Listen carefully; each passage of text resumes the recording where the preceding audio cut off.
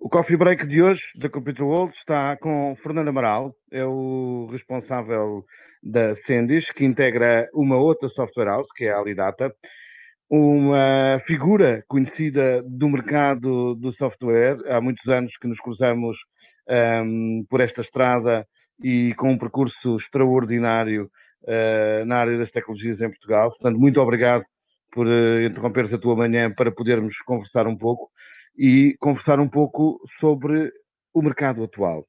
Em primeiro lugar, a tua experiência tem com certeza um olhar diferente, para além de teres que correr diariamente às necessidades dos teus clientes.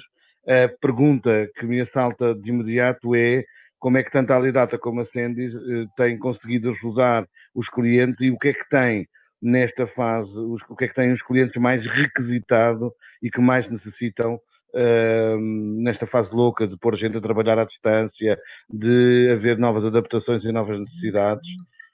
O que é que tem sido mais requisitado às vossas empresas? Bom dia, João. Primeiro, um obrigado também por este simpático convite. Deixa-me responder-te só a uma questão que tu colocaste, de andar a correr de um lado para o outro. Agora continua a correr, mas muito mais devagar. Só a título de exemplo, só por curiosidade, eu por ano fazia sensivelmente viagens a 12 países, 17 viagens por ano.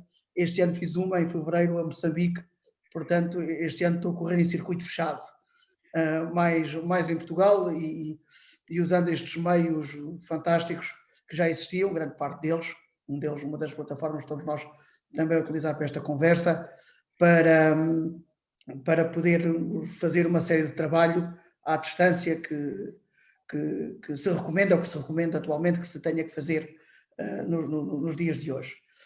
Bem, eu penso que a vida das empresas mudou, estava a perguntar outra palavra, mas acho que radicalmente é mesmo a palavra correta, por duas razões primárias.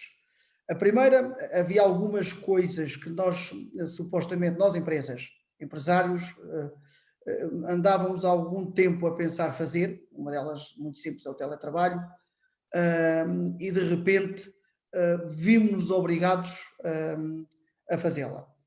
A segunda deriva da questão tecnológica. Nunca as empresas tiveram uma necessidade tão grande, tão imediata, de serem tão tecnológicas como este desafio que estão a ter agora.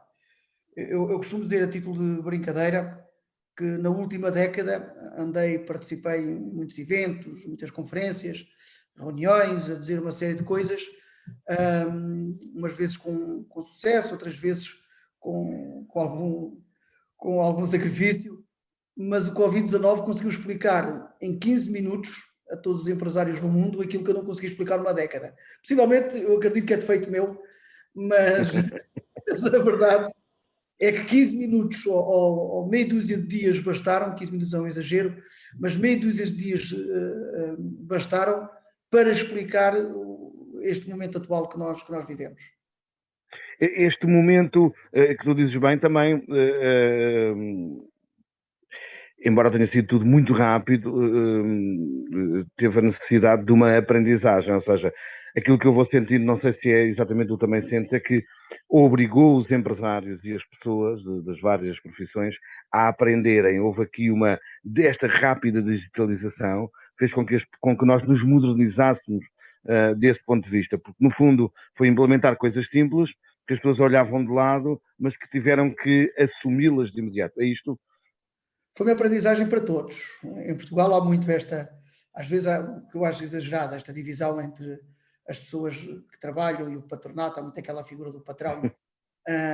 Somos um país pequenino e às vezes pensamos nas coisas de uma forma muito pequenina.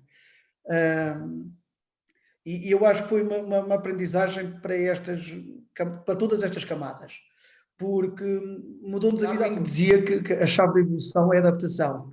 Portanto, usando uma linguagem muito simples, os bichos, os animais que melhor se conseguiam adaptar eram aqueles que melhor evoluíam. Nós tivemos aqui de uma forma muito condensada, em poucas semanas, em poucos meses, demos aqui um salto muito grande na nossa forma de estar profissionalmente, que obviamente também teve reflexos diretos e indiretos na nossa própria vida pessoal, como é óbvio. Uma coisa tão simples quanto a utilização de um transporte público, que era algo que era inquestionável em janeiro deste ano, hoje o uso desse transporte público, eu dou aqui a título de exemplo uma história muito engraçada que acontece com uma pessoa que colabora connosco em Lisboa, que era um defensor acérrimo destas plataformas novas, tipo Uber, passa publicidade, e que de um momento para o outro, eu dou com o rapaz, que é um rapaz novo, idade tenra, a dizer que estava seriamente a pensar em adquirir um carro. E, portanto, ainda há poucas semanas era o mesmo indivíduo que dizia que era completamente contra ter carro próprio, porque resolvia tudo. E este é um pequeno exemplo do que é a mudança de mentalidade das pessoas, quer em termos pessoais, quer em termos profissionais. Portanto, ele passou a valorizar mais o carro do pai do que valorizava há uns tempos atrás, porque as pessoas hoje, até de andar de transportes públicos, têm receio. Obviamente que isto também impactou muito em relação à questão que colocavas no dia a dia, e todos nós, empresários, usando o termo que utilizavas, os patrões, empregados, todos os parceiros, toda a gente teve que se posicionar de uma forma completamente diferente no dia a dia do que aquela que estávamos habituados a viver. E eu acho que vai ter reflexos também para a frente. Os vossos clientes estavam mais ou menos preparados, ou isto foi uma loucura nestes dias de encontrar soluções para que os clientes se pudessem apetrechar? Como costumam dizer os meus amigos que estão longe destas áreas, alguns deles longe desta área da tecnologia, isto foi muito bom para a área da tecnologia, porque vendeu muito. Esquecem-se é que depois agora se vendeu tudo e a seguir este nível vai baixar. Mas não é por aí que quero ir. Quero ir é o que é que a Sendis e a Alidata fez, ou em termos estratégicos, e conseguiu ajudar os seus clientes. Tivemos um bocadinho de tudo. Nós tivemos empresas que já estavam preparadas para uma situação destas, não é que ela fosse antecipável, porque eram empresas que a maioria das pessoas já trabalhava com portáteis, eram empresas que já se podia aceder remotamente, eram empresas que já tinham aplicações webizadas, nomeadamente ao nível dos BPMs, de gestão de fluxos de documentos, gestão documental, CRMs, portanto, já estavam muito bem apetrechadas com este tipo de soluções, e obviamente que estas tiveram um impacto muito curto, muito pequeno com esta situação. Houve outras que isto não é verdade.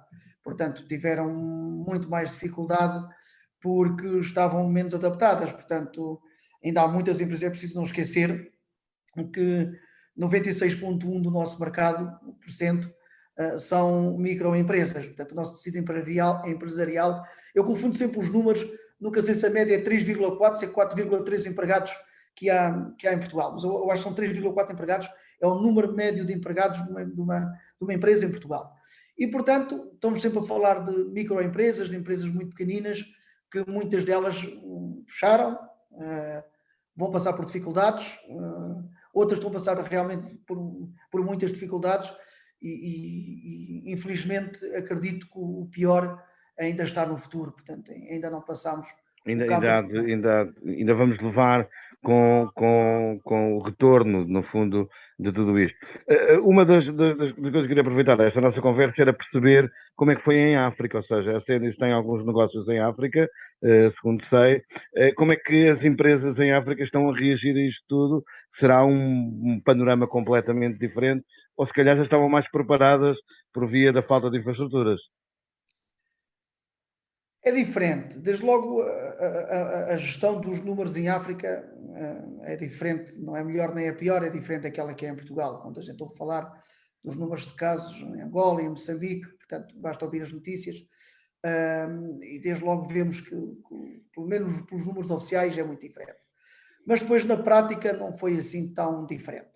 É um bocadinho o reflexo do que aconteceu cá. É preciso não esquecer que estes mercados africanos, Angola e Moçambique principalmente, são mercados que mais de 80% do mercado é um mercado informal. Quando a gente chama de mercado informal, é aquele mercado que vende na rua, aquele mercado que as pessoas vendem diretamente, ganham à semana, ganham ao dia, e portanto isto, como se deve calcular, tem um enorme impacto na vida das pessoas, porque quando se impede a circulação das pessoas em mercados que são mercados em que 80%, vou repetir, é informal, isto obviamente tem um grande impacto.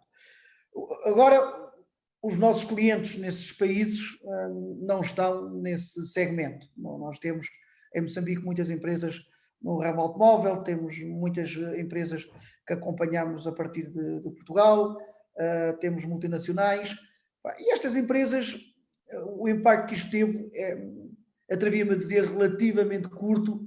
Porquê? Por um lado, as infraestruturas, a internet lá não é a mesma coisa que a internet na Europa, ok, é um facto. Mas, por outro lado, quando estamos a falar de empresas que são multinacionais ou que são empresas portuguesas, já todas estão preparadas para se aceder remotamente, para poderem trabalhar remotamente, porque muita parte do trabalho, ou às vezes uma parte significativa do trabalho, até é feita a partir da Bélgica ou de Portugal, ou uma empresa brasileira a partir do Brasil, e portanto foi relativamente fácil adaptarem-se também à situação do Covid-19. Agora, o impacto que isto tem, sem dúvida, quando há uma parte do nosso trabalho que ainda é significativo, que fala de manutenção, ou diz respeito à manutenção de aplicações, de acompanhamento, de assistência, de implementação, que isto são situações que normalmente são feitas localmente, tem que ser ao cliente, obviamente que isso tem um impacto brutal, porque isto começa logo por uma coisa tão simples quanto o medo, o receio das pessoas irem aos clientes, de falarem, portanto, isso tem um enorme impacto. Tem um impacto muito, muito maior. Fernando, ainda antes do Covid, lançaste aqui numa aventura de um desafio feito pelo Luís Ferreira Lopes, na coautoria de um livro que se chama Esperança e Reinvenção, Ideias para Portugal do Futuro. Queria que me falasse um bocadinho exatamente do que é este livro, o que é que este livro, quais são os objetivos e do que é que se trata, e da tua participação em particular, o que é que te levou, no fundo, a espelhar a tua experiência e a trazer algumas ideias para este futuro que o Luís Ferreira Lopes quis antecipar. Bem, o Luís, portanto, este é... Esse é o livro, Esperança o e livro. Reinvenção. O Luís, curiosamente, um domingo, não devia trabalhar um domingo, não é? Mas curiosamente, um domingo, ligou-me e apresentou-me a ideia. A ideia era convidar um grupo de pessoas, no qual eu estou incluído. Na prática somos 18 pessoas, com ele próprio, com o Luís Ferreira Lopes, somos 19. Como isto tem o prefácio do professor Marcelo Rebelo de Sousa, faz 20, mas as pessoas que são os coautores do livro somos 19, contando com o próprio Luís, o que coincide com o Covid-19, mas foi uma mera coincidência. Foi coincidência. Não foi nada pensado, mas o Luís ligou-me a dizer que tinha uma ideia muito interessante, que era convidar pessoas de áreas completamente distintas, como o António Rios Amorim, como o Bernardo Trindade, a Cristina Fonseca, o Daniel Bessa, o Jorge Magalhães, João Duque, portanto, pessoas completamente distintas, para cada um, na sua área, explicar um bocadinho e fazer uma coisa que é muito difícil. Na gíria do futebol usa-se muito aquela expressão que é fazer prognósticos mesmo só no fim do jogo. Só no fim do jogo. Aqui era um prognóstico antecipado. Era um prognóstico certo. Uma coisa era o que é o prognóstico. Exato, que é uma coisa impensável nos dias que correm, que é fazer um prognóstico antes do jogo. Que é uma coisa que não se pede a ninguém nos dias que correm, mas pronto. O desafio era um bocadinho esse, era nós tentarmos elaborar um bocadinho acerca do assunto e dizermos como é que classificávamos o nosso mercado, a nossa área, como é que identificávamos o problema, como é que mapeávamos o problema e que soluções é que dávamos para que esse problema fosse ultrapassado. E repara, é um exercício complexo porque estamos a falar num desafio que foi lançado à volta de abril deste ano. Portanto, agora era mais fácil, mas eu atrevo-me a dizer, mesmo que me pedisse agora, continuava a ser extremamente difícil, porque Nós não fazemos a mínima Agora ideia. mudava tudo ou mantém-se o que escreveste? Mantém-se tudo o que eu escrevi. Com o agravamento de algumas situações em particular que eu acho que vai ter. Eu defendo no livro alguns conceitos, falo de algumas coisas em que falo da importância da transformação digital. E, portanto, se me parecia naquele momento que era premente, que era urgente, nesta altura parece-me completamente inevitável. Eu só título de curiosidade, quando nós estivemos confinados, no Facebook apareceu-me qualquer coisa, não interessa o nome da loja, mas o nome de uma queijaria que estava-se a propor a vender-me queijo, a entregar queijo em casa. E era uma empresa que não tinha zero de transformação digital, zero de ter o processo digitalizado, de ter site, mas apreciei imenso a parte inventiva com que a pessoa se adaptou a esta nova realidade. E vou contar isso só em 10 segundos. Abri uma página no Facebook a fazer publicidade, o que me despertou a atenção. Eu liguei para lá a fazer encomenda. Faço a encomenda, fez uma fotografia da fatura, portanto vai à máquina registradora, ao computador, faz a impressão da fatura, que me mandou pelo WhatsApp com o total. E disse para eu ir ao MBWay pagar. Eu fui ao MBWay pagar, paguei e foram lá entregar a casa aquilo que eu tinha selecionado. Este é um exemplo muito simples de uma empresa que não está preparada para um momento destes, mas que com a imaginação se conseguiu adaptar, pelo menos numa fase transitória, porque obviamente possivelmente vai ter que pensar numa solução mais definitiva, um pouco mais profissional, mas pelo menos naquele momento, para continuar a trabalhar, se manteve ali numa posição em que pode continuar com as portas abertas e a trabalhar. E é preciso não esquecer que nós vivemos numa realidade em Portugal que é muito, muito específica.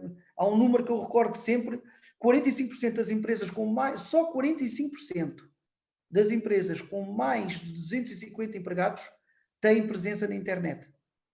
Que é um número que eu acho brutal. Nós, em termos de formação de gestores, estamos na cauda da Europa. Estamos ao nível de Malta, Espanha, Grécia, Itália. Portanto, temos uma realidade. O Covid-19 trouxe-nos um choque e nós, deste choque, também temos que recuperar de outras realidades que temos dentro das organizações, que é, há pouco, numa das questões que colocavas, falavas da questão do que é que isto muda nas pessoas, a questão da formação. Isto também muda muito, obriga as pessoas a readaptarem-se, a terem formação, a criarem novos hábitos, a criar novos canais de venda, precisamente para poderem conseguir chegar aos seus clientes. Isso mudou radicalmente. Nós tivemos aqui um salto tecnológico muito grande, que foi quando a autoridade tributária deu o salto que deu para nos controlar, entre aspas, e isto obrigou... Obrigou a uma transformação digital. Exatamente. Nem tudo é mau, nem tudo é mau. Nem tudo é mau. E obrigou as empresas a serem mais organizadas, e este aqui, não estou a comparar o Covid-19 com a autoridade tributária, uma brincadeira só, mas também obrigou as empresas a dar um novo salto tecnológico que advém precisamente de termos que ser muito mais profissionais, trabalhar muito mais online, que era uma realidade que nós achávamos sempre que era para o ano que vem, para o próximo semestre, no próximo orçamento. E depois é preciso não esquecer um ponto que é muito importante, as pessoas isto que é muito importante, que é a realidade financeira que as empresas têm hoje e tinham quando arrancou o Covid-19. Quando arrancou a Covid-19, sim. Se a gente tivesse dinheiro, era mais fácil, ou mais dinheiro era muito mais fácil. É verdade. Mas o que é que faltava? Ou o que é que falta para essa transformação digital? Há também uma tendência que eu vejo, é que, embora cada vez mais seja difícil de prever, primeiro, nem sabemos quando é que vai terminar esta onda. Aliás, hoje que estamos a conversar, hoje já se adivinha que vão haver alguns confinamentos por altura do Natal, que vão haver alguns confinamentos em algumas mais localizados. O tratamento agora, porque aprendemos que não pode confinar tudo ao mesmo tempo, é localizar. Sabemos que vamos ter aqui um tempo de esperar para ver o que é que quando é que isto termina. Mas quando isto terminar, a minha pergunta é, e aqui fazendo um prognóstico sério e uma análise séria, achas que os empresários portugueses estão conscientes de que têm que mesmo que mudar a forma como operam, a forma como se organizam? Esta digitalização pressupõe tudo isto, pressupõe mais organização, pressupõe mais capacidade, pressupõe deixar de ter dentro das empresas um conjunto de modus operandios que não fazem sentido. Isso vai levar a ter que readaptar pessoas, ou seja, há pessoas que vão ter que deixar de fazer determinadas coisas, vão ter que fazer formação para fazer a mesma coisa, mas agora de forma digitalizada. Achas que os empresários portugueses estão conscientes de que vão ter que assumir isto? Vou falar outra vez de Charles Darwin. Ele fala muitas vezes dos animais que se extinguiram e daqueles que evoluíram. Portanto, nós no futuro vamos ter dois tipos de empresários: os que evoluíram e os que se extinguiram. Quem não se adaptar a esta nova realidade é uma questão de tempo. Porque as dificuldades que todos nós temos hoje em dia para comunicar com os nossos clientes, para fazer reuniões, para fazer, se nós quisermos fazer, vou dar um exemplo muito prático. Opa, eu não quero utilizar nenhuma destas plataformas de comunicações para fazer reuniões, eu quero privilegiar para o contacto pessoal, o departamento comercial, ir lá ao cliente, falar diretamente com o cliente. Pergunta: quantos clientes é que estão na disposição de me receber? É fácil. E, portanto, se eu insistir, e isto é uma coisa tão simples quanto receber-me para uma reunião comercial. A gente pode falar de notas de encomenda, pode falar de uma série de outros processos dentro das organizações. O problema é que os clientes, que são aqueles tipos que passam cheques, não estão disponíveis para continuar a trabalhar como trabalhavam antes. Logo, mesmo que eu queira continuar a trabalhar da mesma maneira, eu não vou ter a possibilidade de trabalhar da mesma maneira. Portanto, antigamente havia pessoas, e tu certamente ouviste isto várias vezes, que diziam que nunca iriam usar cartões Visa via internet. Epá, se isso fosse verdade, se calhar não havia comida em casa na altura de confinamento, ou se calhar não havia... Estás a ver como Sim, depois uma chegar? série de... As pessoas vão se sensibilizando à necessidade. E esta era a razão da minha pergunta. É da natureza cultural do empresário português, cada vez menos, eu sei, mas que a pessoa adapta-se ao momento, mas quando o momento terminar, eu acho que isto... Tenho aqui uma ligeira sensação e receio de que isto pode voltar ao mesmo. Eu hoje lia uma coisa muito engraçada, que era a promessa, e um bocadinho é exemplo disto, a promessa da viagem de Lisboa ao Porto, o projeto de Lisboa ao Porto de comboio, de 1h25, fez 21 anos. Ou seja, e nunca conseguimos chegar ao Porto de comboio em 1h25. Foi sempre um projeto adiado, tem que se fazer, é importante para a indústria, é importante para as empresas, é importante para as pessoas, mas nunca se fez. E a minha pergunta é, este pensamento português não pode travar esta aprendizagem que tivemos que fazer por força da circunstância? Eu vou dizer uma Eu sei coisa. que estou a ser pessimista, eu Eu vou dizer uma coisa que pode ser entendida como um pouco polémica. Eu acho que não é bem os empresários portugueses que têm que mudar, porque eu acho que os empresários portugueses, se há coisa que têm mostrado ao longo do tempo, é a capacidade de adaptação. Nós fomos para o Brasil, nós fomos para Angola, para Moçambique, nós vendemos azeite para a China, nós vendemos vinho para o Japão. Portanto, eu acho que a dificuldade não está aí. Eu acho que a dificuldade está mesmo nos políticos portugueses, porque há uma série de medidas ou de ações que deviam ser tomadas, que essas sim, um excelente exemplo que estavas a reportar, a falar, que são estruturais e que são importantes, e essas é que têm vindo a ser adiadas. Porque se isto se montar uma roda para funcionar, mesmo que eu queira andar mais devagar, a roda empurra-me para a frente, eu não tenho possibilidade de andar mais devagar, porque se eu andar mais devagar eu sou esmagado pela roda. A roda passa por cima de mim. E aqui a dificuldade que está é criar, em termos políticos, interesses que vão para além dos interesses dos 4 anos. Porque o problema que nós temos com os políticos, tu és pai e deixa-me dizer-te uma coisa. Já viste o que era tudo 4 em 4 anos, ir a votos lá em casa para ver se continuas a ser pai? Sim, era muito complicado. Era muito complicado e de certeza absoluta, quando às vezes tens de tomar uma decisão um bocadinho mais rasgadinha, vais pensar duas vezes que eu vou a votos daqui a 2 anos, eu quero continuar a ser pai do miúdo, pai, eu quero continuar a ser pai. E às vezes os políticos, aquilo que eu sinto é precisamente isto, é que as decisões que são tomadas, nós somos todos filhos, eu sou o pai, e eles estão sempre à espera do nosso voto.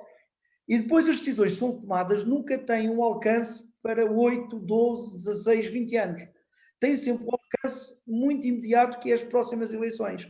E eu acho que isso é que é muito impeditivo, às vezes, de grandes alterações, de grandes momentos, de grandes saltos, precisamente porque se fazem pequeninos saltinhos. E, portanto, não é difícil fazer um caminho muito grande com saltos pequeninos. Muito bem. Fernando, a Sendis e a Alidata em forma, fazendo o seu caminho, qual é o grande desafio para os próximos anos? Bom, o grande desafio para os próximos anos, quando tu falas em anos, estás a pedir que eu faça um bocadinho de zandiga. Não, não.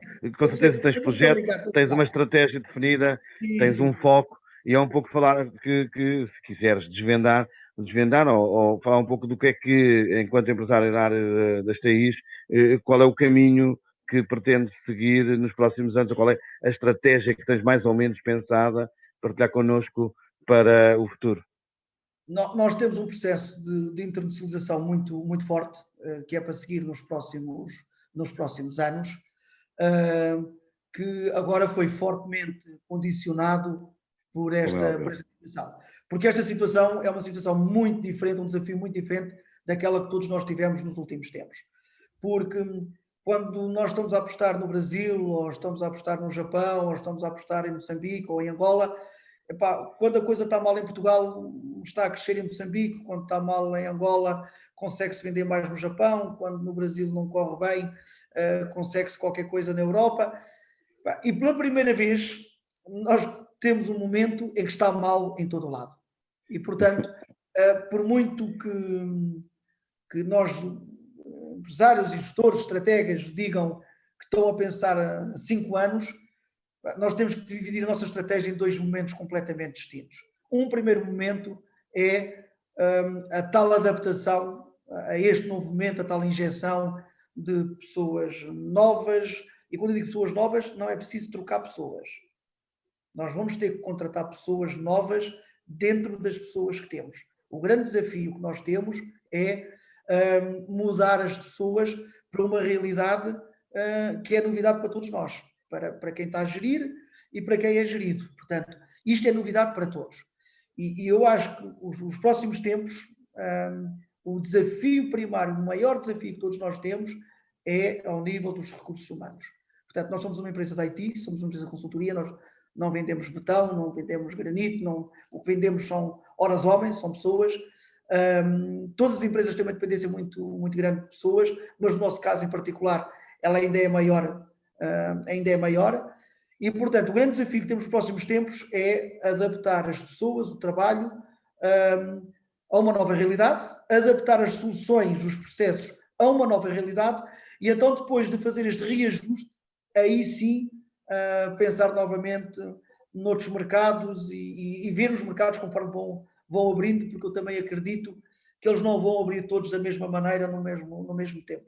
Isso também vai determinar a estratégia de cada um de nós. Fernando, muito, muito obrigado por teres interrompido a tua manhã para estar connosco. Foi um prazer imenso voltar a rever-te. Boa sorte.